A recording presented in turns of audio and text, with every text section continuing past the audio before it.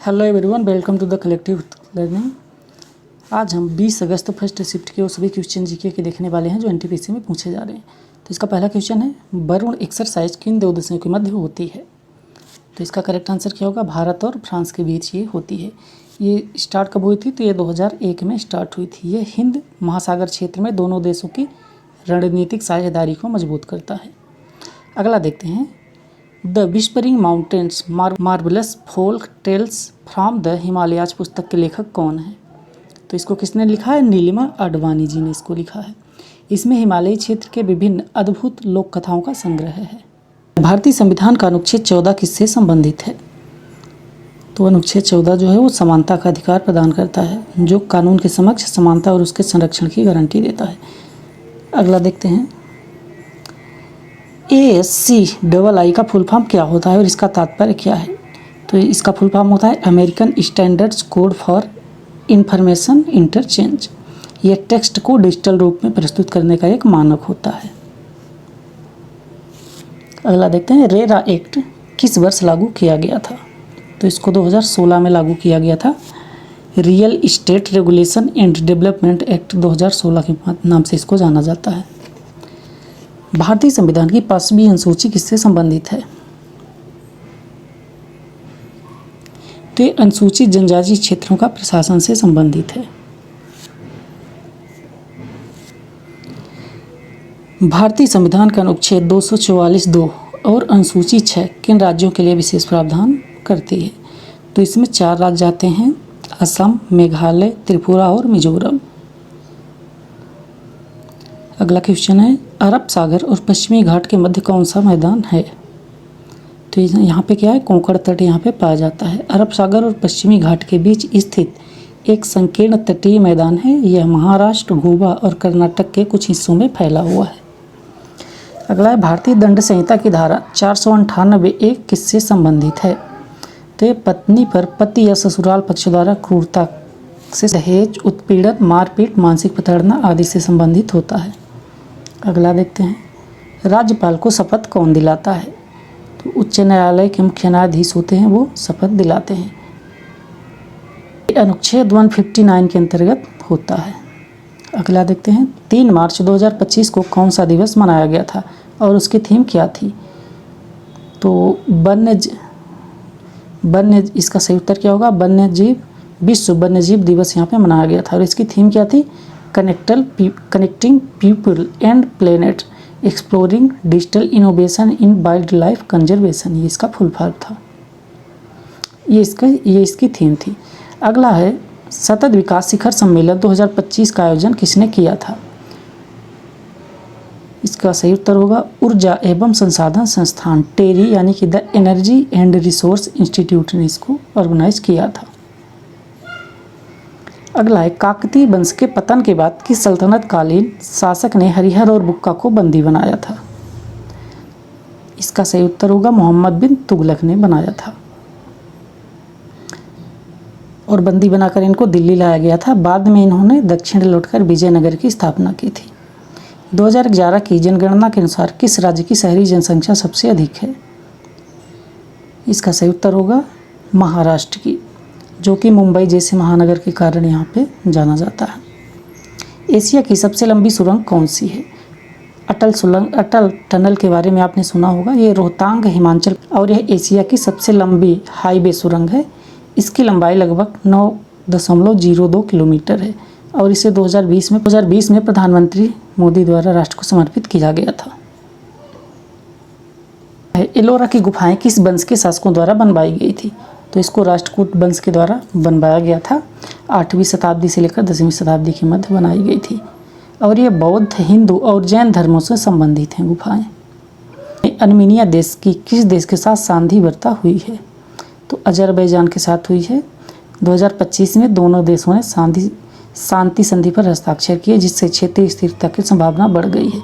और ये सब कराया कौन है? तो डोनाल्ड ट्रंप, USA के प्रेसिडेंट ने कराया। अगला है, प्रचंड प्रहार युद्ध अभ्यास 2025 कहाँ आयोजित किया गया था? तो सही उत्तर होगा सिलीगुड़ी कॉरिडोर में किया गया था। ये सामरिक दृष्टि से महत्वपूर्ण सिलीगुड़ी कॉरिडोर, जिसको चिकन नेक भी बोला जाता है, यहाँ आयोजित किया गया था। अगला देखते हैं, प्रायद्वीपीय नदी कौन सी है? तो गोदावरी नदी को प्रायद्वीपीय नदी बोला जाता है। अन्य प्रायद्वीपीय नदियों में देखें तो कृष्णा, कावेरी, नर्मदा आदि भी यहाँ पे शामिल होती हैं। अगला क्वेश्चन है, लॉर्ड कर्जन द्वारा विश्वविद्यालय अधिनियम कब लाया गया था? तो ये 1904 में लाया गया था विश्वविद्यालय अधिनियम। इसका उद्देश्य विश्वविद्यालयों पर नियंत्रण और प्रशासनिक बदलाव लाना था। अगला है, हाल ही में विश्व बैंक ने किस राज्य को 2424 करोड़ ऋण स्वास्थ्य के क्षेत्र के लिए प्रदान किए हैं? तो इसका सही उत्तर होगा आंध्र प्रदेश के लिए। शेरशाह सूरी के शासनकाल में गांव के नेता को क्या कहा जाता था? तो इसका उत्तर होगा मुकद्दम। मुकद्दम यहाँ पे बोला जाता था। जो गांव का मुखिया पटवारी को राजस्व रिकॉर्ड रखता था और चौकीदार सुरक्षा का काम किया करता था। अगला है, अजंता एलोरा में शिव जी का मंदिर किस वंश ने बनवाया था? तो इसको राष्ट्रकूट वंश ने बनवाया था। 8वीं शताब्दी में बनवाया गया था। यह अखंड चट्टान को काटकर बनाया गया सबसे बड़ा मंदिर है और यह हिंदू स्थापत्य कला का द्वितीय उदाहरण भी है। आर्य आयोग किससे संबंधित है? तो केंद्र राज्य संबंध से संबंधित होता है। 1983 में भारत सरकार द्वारा इसकी स्थापना की गई थी। अगला है, दक्षिण अमेरिका में कौन सी पर्वत श्रृंखला पाई जाती है? तो यहाँ पे एंडीज पर्वत श्रृंखला पाई जाती है। यह 7 देशों के उससे होकर गुजरती है, जिनमें से Venezuela, Colombia, Ecuador, Peru, Bolivia, Chile और अर्जेंटीना शामिल है। अगला क्वेश्चन है, 1947 में भारत के विभाजन का प्रमुख कारण क्या था? तो धार्मिक आधार पर यहाँ पे विभाजन किया गया था और 2 नेशन मतलब 2 राष्ट्र की मांग यहाँ पे की गई थी। जिन्ना के नेतृत्व में मुस्लिम लीग ने अलग पाकिस्तान की मांग की थी, जिसके फलस्वरूप भारत को 2 हिस्सों में विभाजित किया गया था। अगला है, हरभजन सिंह किस राजनीतिक पार्टी से संबंधित हैं?